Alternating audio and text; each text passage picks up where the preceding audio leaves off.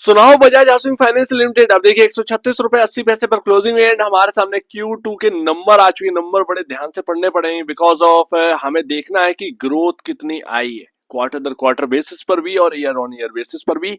Press release से शुरुआत करते हैं। तो यहाँ पर आपके सामने परफॉर्मेंस हाइलाइट्स है for Q2 FY25।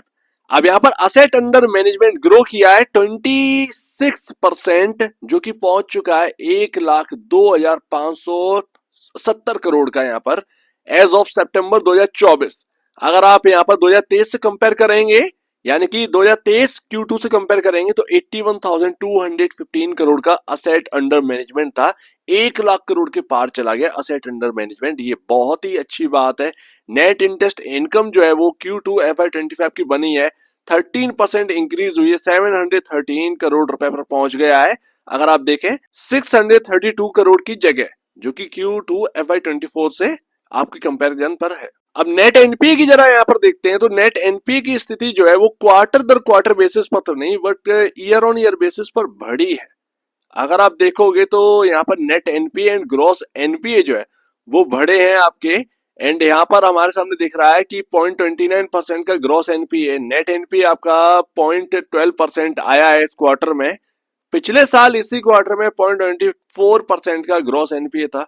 Net NPA 0.09% से बढ़कर 0.12% पहुंच गया है ईयर ऑन ईयर बेसिस पर।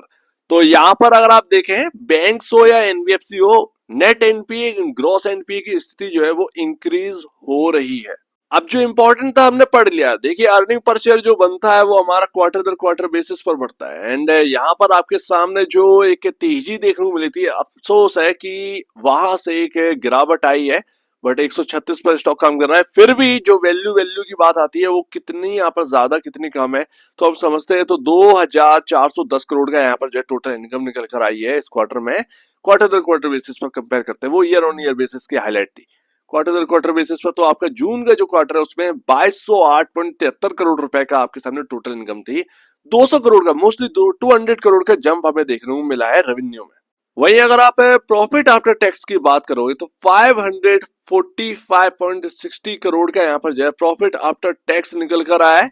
And year on year basis पर तो आपका 451 करोड़ से बढ़कर आया है, लेकिन क्वार्टर दर क्वार्टर बेसिस पर 482.61 करोड़ से बढ़कर 545 करोड़ पर आया। यानी कि अगर आप जोड़ेंगे तो लमसम आपका 65 से 70 करोड़ रुपए का जंप यहाँ पर देखने को मिल रहा है, जो कि यहाँ पर है।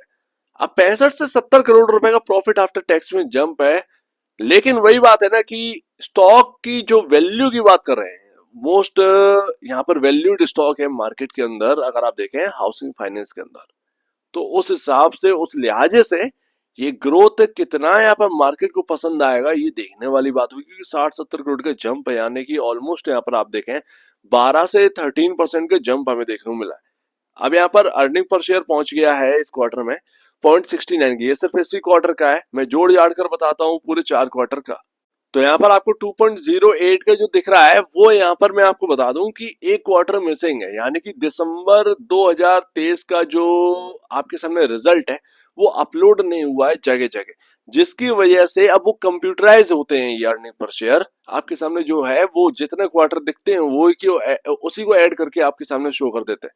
मैं यहाँ पर बताता हूँ कि चलो इस दिसंबर का ना हमारे सामने प्रेजेंट तो है नहीं, हम मान लेते हैं कि इस दिसंबर वाले क्वार्टर में 0.51 का अर्निंग पर शेयर बना। ठीक, इतना मान लेते हैं, एक नॉर्मल मान लेते हैं। 69 का निकल के आ रहा है ना 0.69 का, उससे पहले का 0.61, उससे पहले का तो लमसम 0.51 52 के आसपास रहा होगा।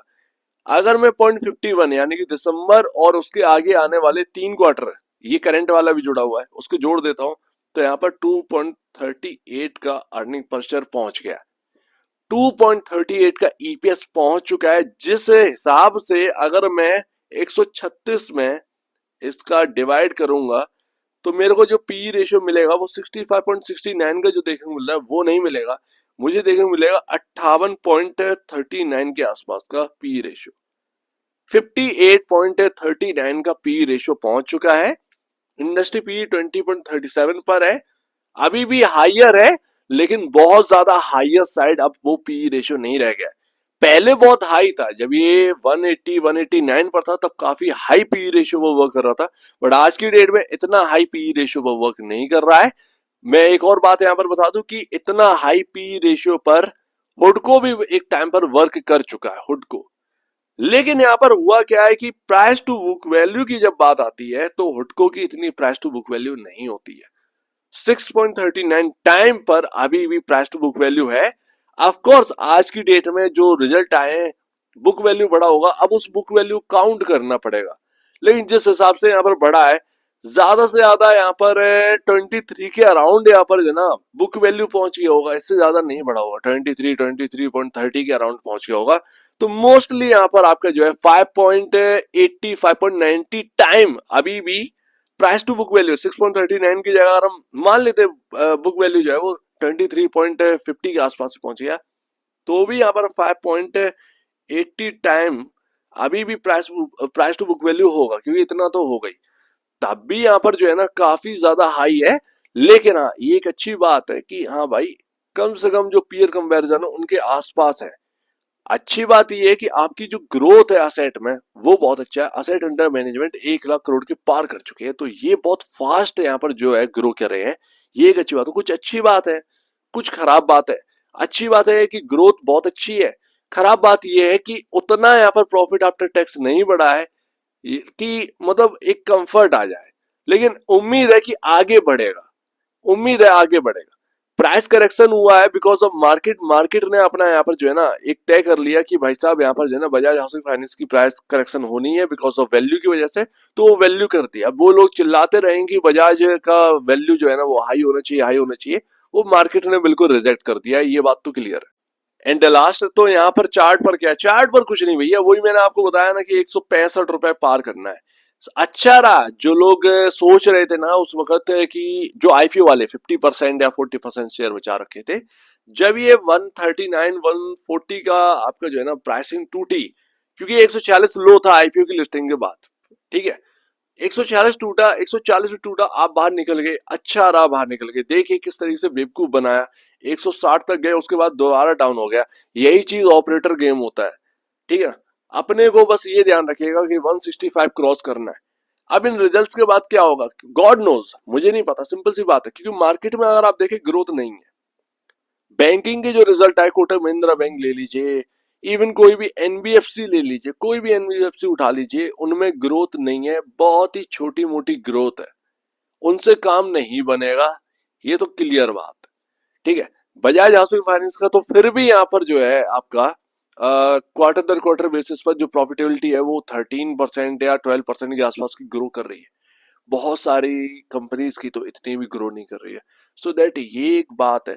अब वैल्यू हाई किसी की होती है तो उसी हिसाब से डिमांड भी होती है ग्रोथ की, और जब डिमांड नहीं आता है तो वैल्यू करेक्शन होता है। And already Bajaj housing finance में वैल्यू करेक्शन हो रहा है। अब यहाँ पर क्या होना क्या है ये देखने वाली बात होगी।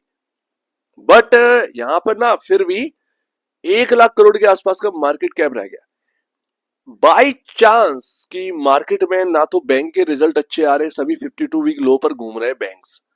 बिग बैंक्स की बात नहीं कर रहा हूं। बिग बैंक से तो यहाँ पर जो है ना ट्रैप क्रिएट किया था मार्केट के अंदर। मोस्टली आरबीएल बैंक का हाल देख लीजिए, आप बंधन बैंक का हाल देख लो, आईडीएफसी फर्स्ट बैंक का हाल देख लीजिए, साउथ इंडियन बैंक का हाल देख लो, पीएसयू बैंक का हाल देख लीजिए। सभी के सभी 52 वीक लो पर है, उनके अंदर ग्रोथ नहीं आ रही, एनपीए की स्थिति बढ़ रही है, ग्रॉस एनपीए बढ़ रहे हैं। तो ये सारी चीजें जो है ना वो खराब है। अब ऐसे में अगर आपके अंदर कोई झटका भी लगता है, इस स्टॉक के अंदर कोई झटका भी लगता है और वो बाई चांस आपको 120 से 100 रुपए देखने को मिलता है, कहीं ना कहीं आगे के लिए बहुत अच्छा रहेगा। एलआईसी अपना प्राइस नहीं बढ़ा पा रहा तो नहीं बढ़ा पा रहा, वो उसका अपना प्रॉब्लम है। पीएनबी अपना नहीं बढ़ा पा रहा, वो अपना प्रॉब्लम है उसका। बजाज हाउसिंग फाइनेंस ग्रोथ ला रहा है, वो अपना यहाँ पर जो है टैकल करेगा। सीधी सी बात, बजाज हाउसिंग फाइनेंस अपने आप को नहीं बढ़ा पाएंगे तो नहीं बढ़ा पाएंगे, सिंपल सी बात है।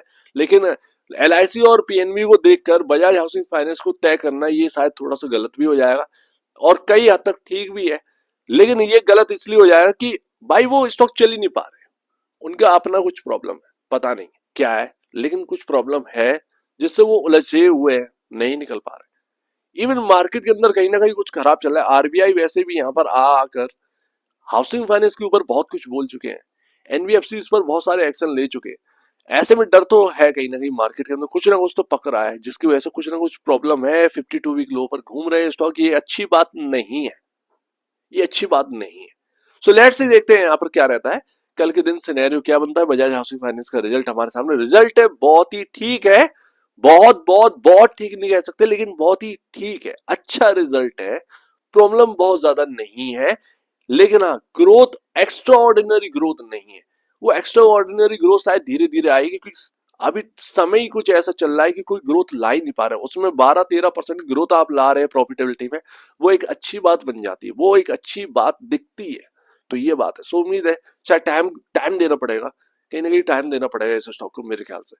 तो एक बार निवेश से पहले, बेचने से पहले अपने ब्रोकर एडवाइस से जरूर सलाह लिया, खुद की स्टडी करेगा, उससे बेहतर कुछ भी नहीं है, खुद की स्टडी मस्ट है। तो अब दीजिए, वीडियो देखने बहुत धन्यवाद दोस्तों।